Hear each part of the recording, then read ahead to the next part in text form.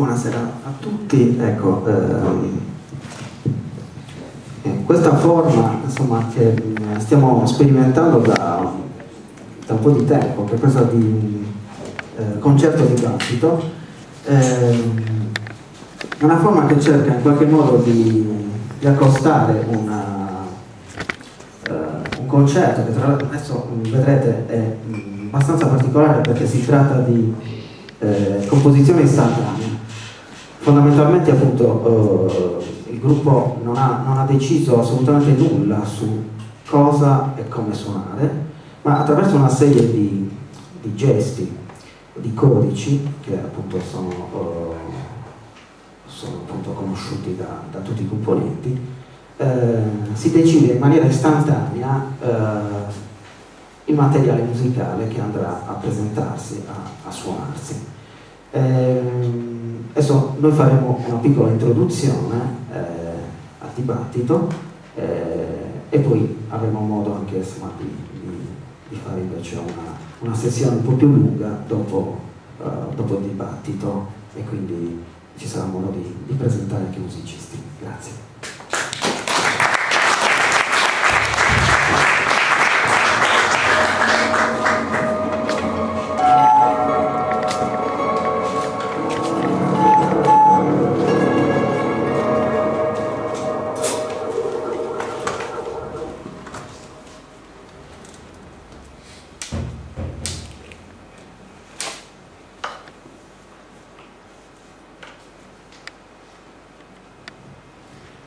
L'Italia è una mega portaerei che si affaccia sul Mediterraneo. Si sporge a est e sbircia a oriente. All'interno di questa mega portaerei c'è la Sardegna, che fa parte della portaerei, ma non ha il fastidioso problema della gente e delle città. Una sorta di ponte libero. Ettari ed ettari non cari, quasi spopolati, ma comunque abitati da gente, i sardi, tenaci e coriacei, ma come risaputo incapaci di costituire movimenti collettivi o iniziative comuni. L'isola è povera e per questo facilmente comprabile, con poche centinaia di posti di lavoro nelle basi militari, da offrire come mangime a qualche compiacente politico nazionale e regionale. Da un rapporto della CIA degli anni 60.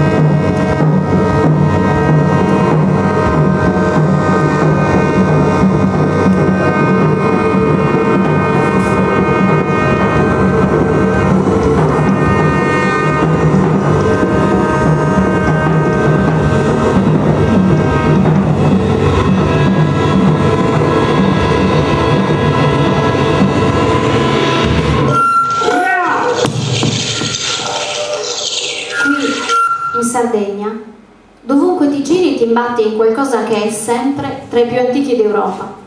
Olivastri già millenari alla venuta di Cristo, migliaia di torri nuragiche, centinaia di dolmen di varia grandezza, altari pagani, pozzi sacri e steli votive, usate dagli uomini sin dalla notte dei tempi. Qui, in Sardegna, ci sono centinaia di chilometri dove vita e morte, bellezza e incubo, guerre simulate e morti vere si confrontano lungo un confine sempre più labile. Qui, in Sardegna, da almeno 10 anni si parla di sindrome di Quirra, per indicare un male invisibile, fatto di decine e decine di morti che da troppo tempo qualcuno vuole inspiegabili. Qui, in Sardegna, non ci si ammala di soli poligoni, ma anche di ciminiere e scarichi che vomitano nell'aria, nelle acque e nel mare quel variegato repertorio di fanghi tossici, rifiuti e scorie più o meno nocive che un selvaggio abuso industriale ha portato con sé. Qui, in Sardegna, tra le più recenti follie si contempla anche la corsa all'oro degli industriali e dei canadesi. Una volta sbarcati sull'isola hanno sventrato colline e infestato la terra di fanghi al cianuro. Qui, in Sardegna, per riuscire a nascondere alcuni pezzi di inferno, dietro scorci di paradiso si sono fatti dei veri miracoli. Qui, in Sardegna, per quanto incredibile a dirsi, trovi sempre qualcuno convinto che è meglio un morto in casa che la disoccupazione alla porta, che ti spiega che è meglio morire di lavoro che morire di fame. Qui, in Sardegna, la gente è tanto ospitale che accoglie come persone per bene anche chi arriva per approfittarsene.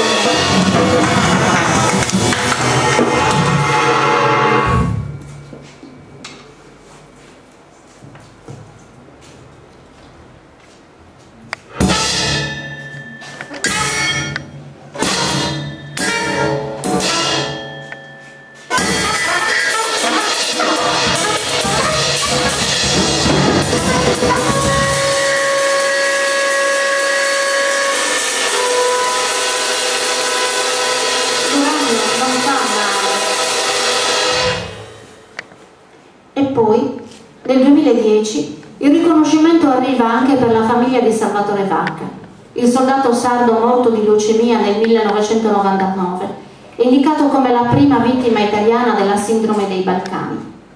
Dopo una serie di archiviazioni, il Tribunale di Roma ha stabilito un risarcimento di 656.000 euro, riconoscendo la responsabilità dello Stato Maggiore delle Forze Armate Italiane.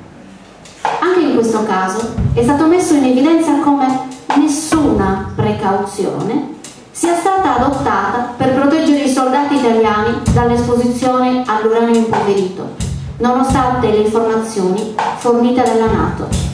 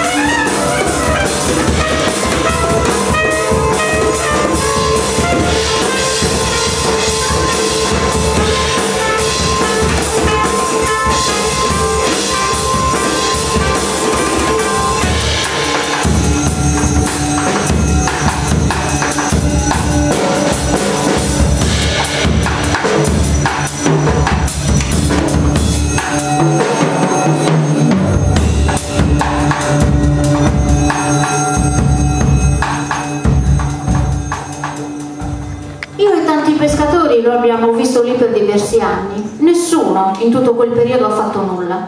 È rimasto lì.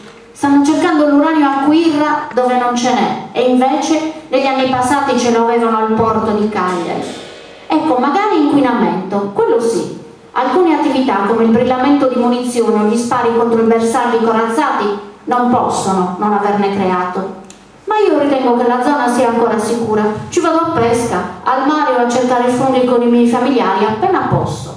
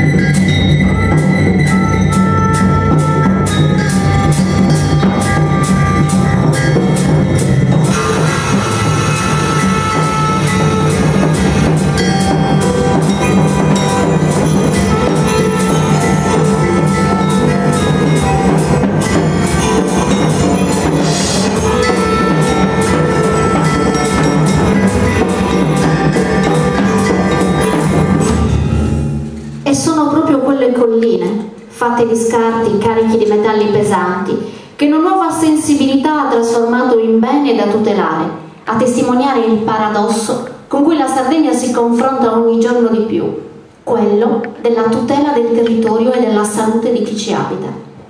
I metalli pesanti che la pioggia continua a strappare a queste colline si riversano prima nel Rio San Giorgio per poi concentrarsi a valle, nella palude del San Masa, e se i temporali si fanno più forti, la palude genera ruscelletti rossastri che arrivano fino al mare.